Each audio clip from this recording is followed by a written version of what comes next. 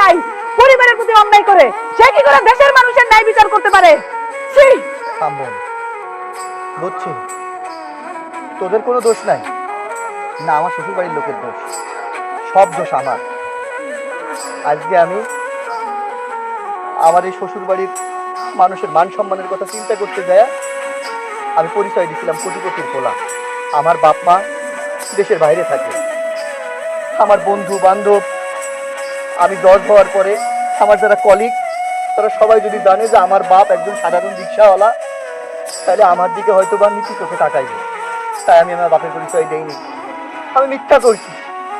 আমি একজন জজ হইয়া, বিচারক হইয়া আমি আমার পরিবারের মানুষের সাথে অন্যায় বিচার করছি। মা, আপনি আমার মাফ করে দেন, আপনার জামাই হয়ে আপনাদের মিথ্যা বলছি। আব্বা, আব্বা আমি তোমার পায়ে ধরি, আব্বা তোমার পায়ে ধরি, আব্বা তুমি আমার মাফ করে দাও। আমি পাপ করছি, আমি ভুল করছি। বোন রে, আব্বা রে আমার মাফ করে দিতে, আব্বা আমার মাফ করে দাও। আব্বা, এখনো করে থাকবা তুমি, এখনো রাগ করে থাকবা ভাইজানের উপরে? ভাইজান তো নিজের ভুল বুঝতে পারছি।